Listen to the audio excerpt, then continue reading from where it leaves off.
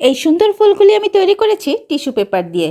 আর এটা তৈরি করা খুবই সহজ, যে কেউ খুব সহজে এটি তৈরি করে ফেলতে পারবেন। আসসালামু আলাইকুম, কেমন আছেন সবাই? আশা করি অনেক অনেক ভালো আছেন। আমিও আলহামদুলিল্লাহ বেশ ভালো আছি। প্রথমেই নিয়ে নিয়েছি টিস্যু। যেহেতু আমি ছোট সাইজের ফুল তৈরি করব, তাই একটি সিরাপের মেজারমেন্ট কাপ নিয়ে নিয়েছি। সেটা দিয়ে টিস্যুর উপর চেপে রাউন্ড শেপ করে নিলাম। এবার কেটে নিচ্ছি। আপনি যত পাপড়ি চাবেন ঠিক সেই পরিমাণে টিস্যু পেপার নেবেন।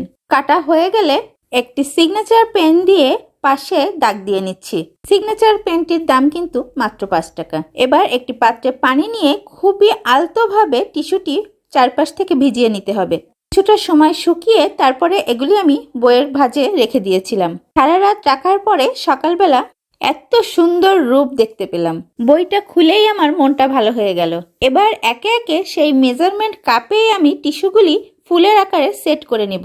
আর হ্যাঁ, প্রথম লাইনে আঠা ব্যবহার করবেন না, দ্বিতীয় লাইন থেকে একটির পর একটি আঠা ব্যবহার করে সেট করবেন। আমি B6000 আঠাটা ব্যবহার করেছি। আপনারা যে কোনো আঠা ব্যবহার করতে পারেন, কারণ টিস্যু আটকাতে খুব বেশি শক্তিশালী আঠার প্রয়োজন হয় না।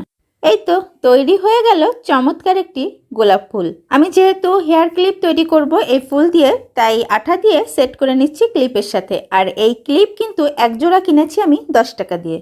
তো মাত্র 15 থেকে 20 টাকা খরচ করে আপনি খুব সহজে বাসায় তৈরি করে ফেলতে পারেন চমৎকার এই ফ্লাওয়ার হেয়ার ক্লিপ। তবে এভাবে ফুল তৈরি করে আপনি ঘরও সাজাতে পারেন খুব সুন্দরভাবে, সহজেই। ভালো থাকবেন সবাই। আর আইডিয়াটা কেমন লাগলো অবশ্যই জানাবেন। আল্লাহ হাফেজ।